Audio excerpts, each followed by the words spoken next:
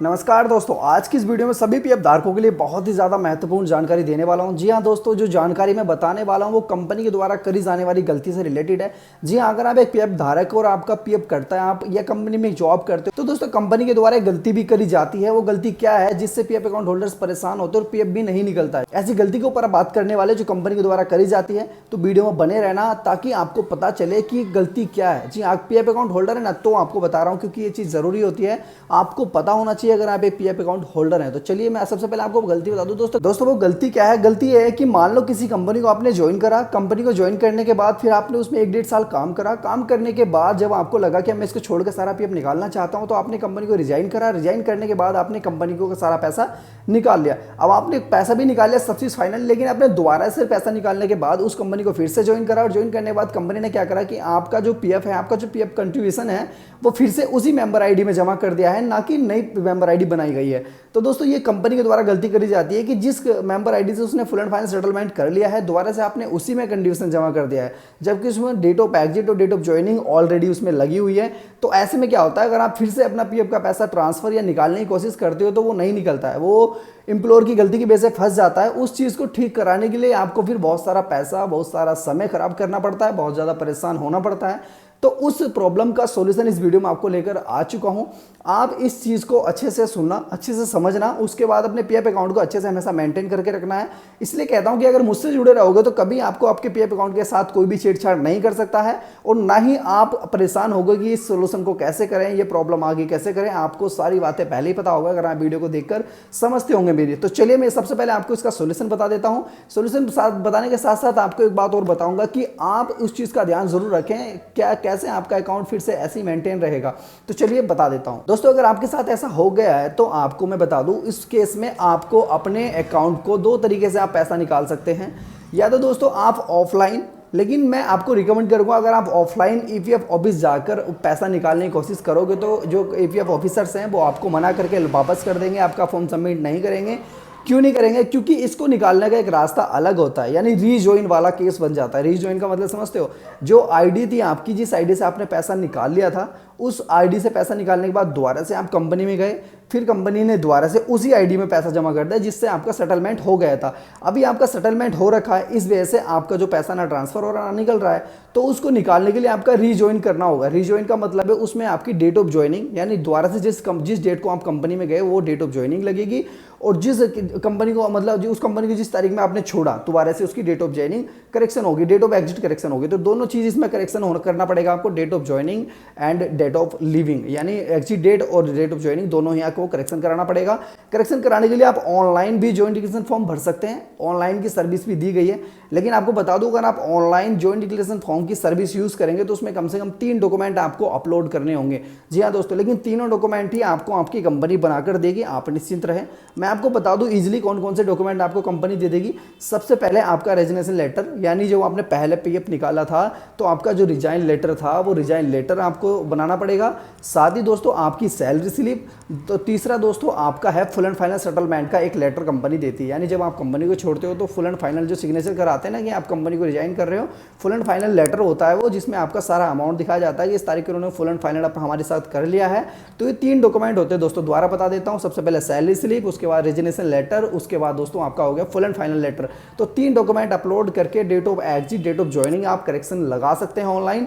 Online किस तरीके से लगानी है, आपको प्रोसेस की जो लिंक है मैं वीडियो की डिस्क्रिप्शन में दे दूंगा। सारी प्रोसेस वीडियो में बताऊंगा तो बहुत लंबी खिंच जाती है वीडियो, इसलिए मैं सारी प्रोसेस इस वीडियो में आपको नहीं बताने वाला हूं।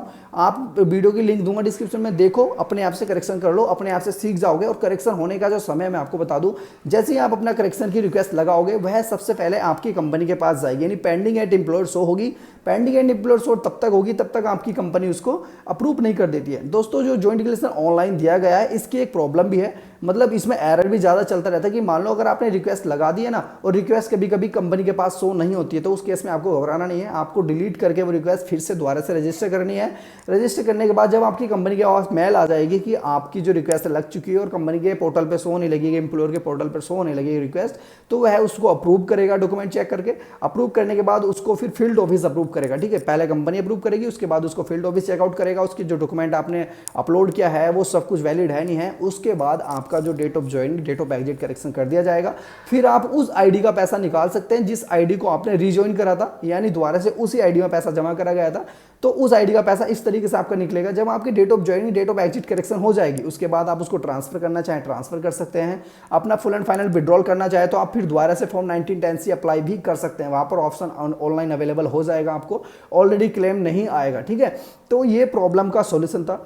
अब इस प्रॉब्लम से आपको पहले ही बचना किस तरीके से, ठीक है, इस चीज़ के लिए बहुत से एम्प्लॉयर ध्यान नहीं देते हैं, लेकिन आपको जब कंपनी में, सेम कंपनी में आप अगर जाओ तो इस चीज़ का ध्यान रखें। अपनी जो एम्प्लॉयर है, आपका जो कंपनी का एम्प्लॉयर, अगर आप ठेकेदारी बेस पे हो ना तो आपका ठेकेदार आपका एम्प्लॉयर होगा।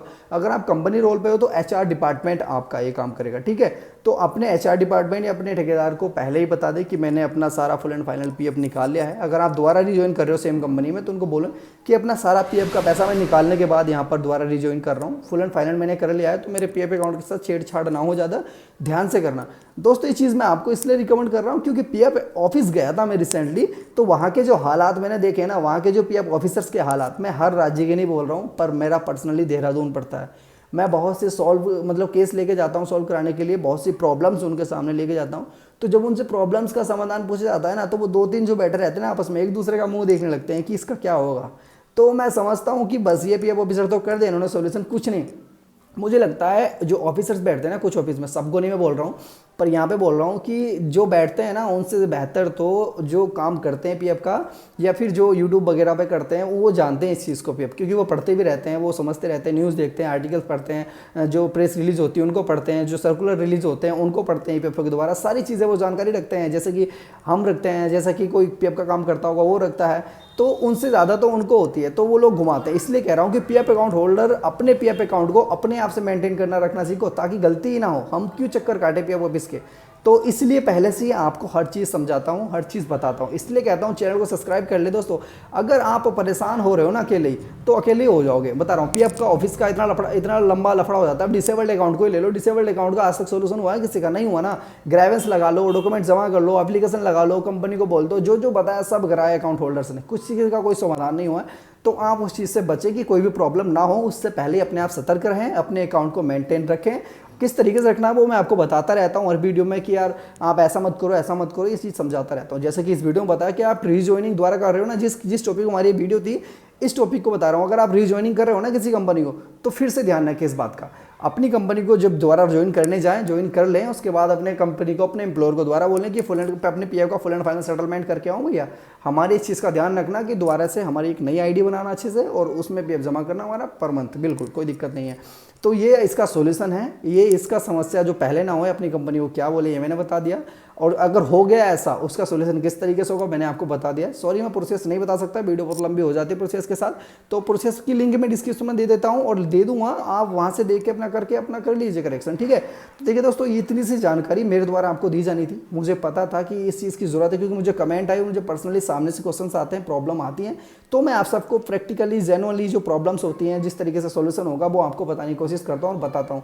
अगर आपको वीडियो अच्छी लगी हो, जानकारी मेरे द्वारा दी गई आपको पसंद आई हो, तो वीडियो को लाइक जरूर कर दें। वीडियो कमेंट सेक्शन में वीडियो कैसी थी, साथ ही दोस्तों चैनल को सब्सक्राइब करना बिल्कुल ना भूलें, ताकि कभी भी पीएफ के रिगार्डिंग कोई नॉलेज, कोई अपडेट आप सबके लिए लाऊं तो आप सबको नॉलेज मिल जाए और आप सब अपडेट हो जाओ पीएफ के रिगार्डिंग। तो चलिए दोस्तों, देखिए अब चलता हूँ, मिलता हूँ आप सब ध्यान रखिए अपने आसपास, साफ सफाई रखिए, बाय बाय, जय हिंद।